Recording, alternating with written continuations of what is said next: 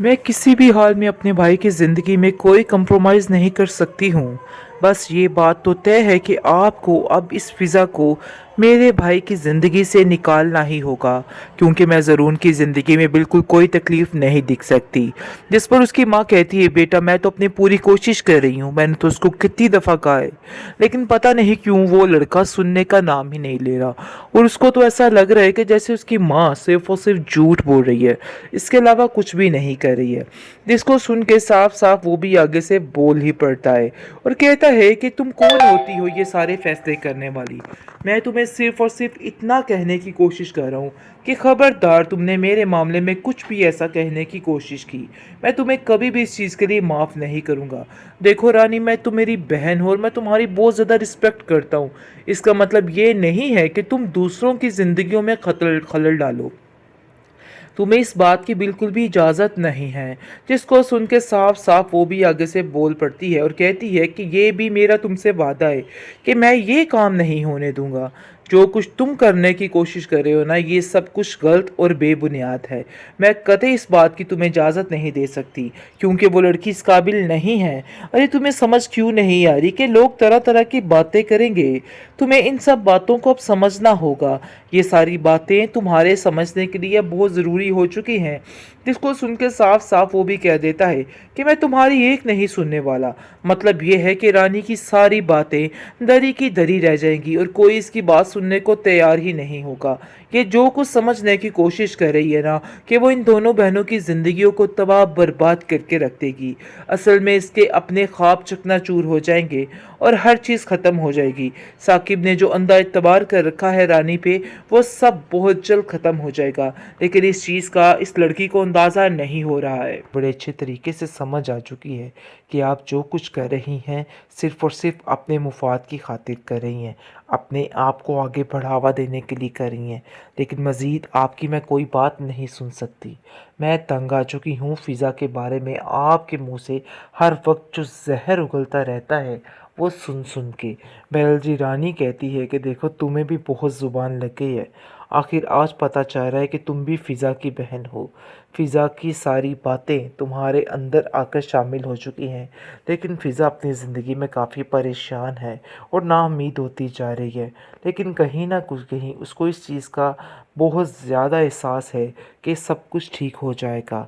इसलिए उसे घबराने की और परेशान होने की कोई भी ज़रूरत नहीं है, क्योंकि वो जानती है कि बहुत जल्द हर चीज़ ठीक हो जाएगी।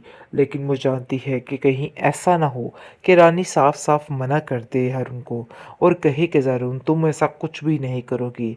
लेकिन फिर भी उसको पता है कि रानी के लाख कहने के बावजूद भी कुछ भी गलत नहीं होने वाला है, क्योंकि आज तक रानी ने इन दोनों बहनों के खिलाफ वर्जी ही की है और हमेशा इन लोगों को जलील करने की कोशिश की है।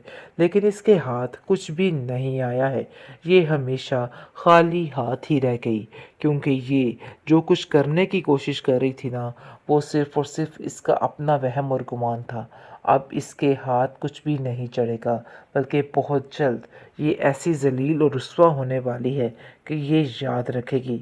रिदा बहुत परेशान है अपनी बहन के लिए और कहती है कि ज़रून भाई, आपको फ़िज़ा को वापस लेके ही आना होगा, चाहे जो मर्ज़ी हो जाए, क्योंकि मैंने वाक़ई में बहुत ज़्यादा सब्र कर लिया। अब मज़ीद कोई सब्र की कहीं भी गुंजाइश नहीं है। रिदा के पास और कोई आसरा नहीं है।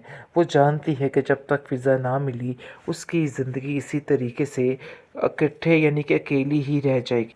वाह रानी वाह, तुमने तो अपना काम कर दिखाया। किस तरीके से अपने माँ बाप का दिमाग बुरे तरीके से ख़राब करके आई है और उनको समझा देती है कि देखो किसी भी तरह से आपको फ़िज़ा को इस घर की बहू नहीं बनाना, चाहे जो मर्ज़ी हो जाए।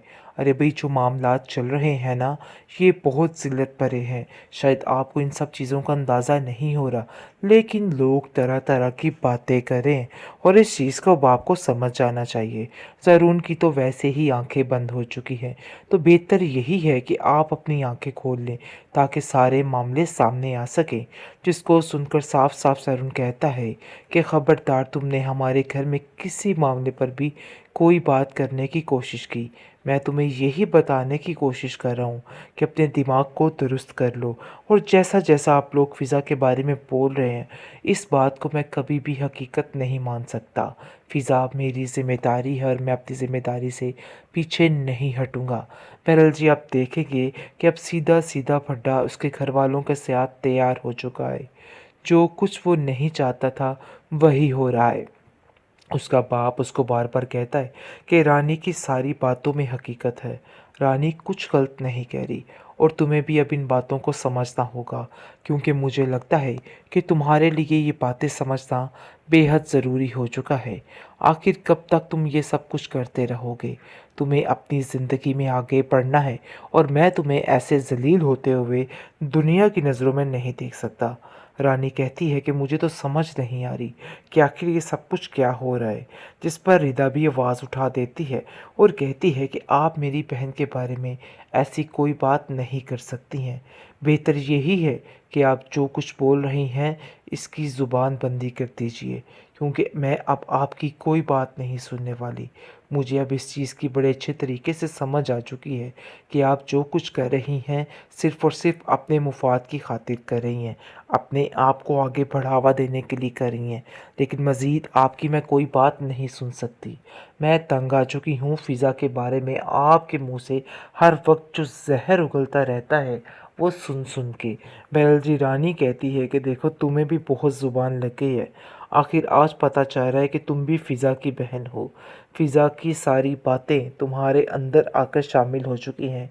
लेकिन फ़िज़ा अपनी ज़िंदगी में काफ़ी परेशान है और नाउम्मीद होती जा रही है। लेकिन कहीं न कुछ कहीं उसको इस चीज़ का बहुत ज़्यादा एहसास है कि सब कुछ ठीक हो जाएगा। इसलिए उसे घबराने की और परेशान होने की कोई भी ज़रूरत नहीं है, क्योंकि वो जानती है कि बहुत जल्द हर चीज़ ठीक हो जाएगी। लेकिन वो जानती है कि कहीं ऐसा ना हो कि रानी साफ-साफ मना कर दे अरुण को और कहे कि अरुण, तुम ऐसा कुछ भी नहीं करोगी। लेकिन फिर भी उसको पता है कि रानी के लाख कहने के बावजूद भी कुछ भी गलत नहीं होने वाला है, क्योंकि आज तक रानी ने इन दोनों बहनों के खिलाफ वर्जी ही की है और हमेशा इन लोगों को ज़लील करने की कोशिश की है। लेकिन इसके हाथ कुछ भी नहीं आया है। ये हमेशा खाली हाथ ही रह गई, क्योंकि ये जो कुछ करने की कोशिश कर रही थी ना, वो सिर्फ़ और सिर्फ़ इसका अपना वहम और गुमान था। अब इसके हाथ कुछ भी नहीं चढ़ेगा, बल्कि बहुत जल्द ये ऐसी ज़लील और रुस्वा होने वाली है कि ये याद रखेगी। रिदा बहुत परेशान है अपनी बहन के लिए और कहती है कि ज़रून भाई, आपको फ़िज़ा को वापस लेके ही आना होगा, चाहे जो मर्ज़ी हो जाए, क्योंकि मैंने वाक़ई में बहुत ज़्यादा सब्र कर लिया। अब मज़ीद कोई सब्र की कहीं भी गुंजाइश नहीं है। रिदा के पास और कोई आसरा नहीं है। वो जानती है कि जब तक फ़िज़ा ना मिली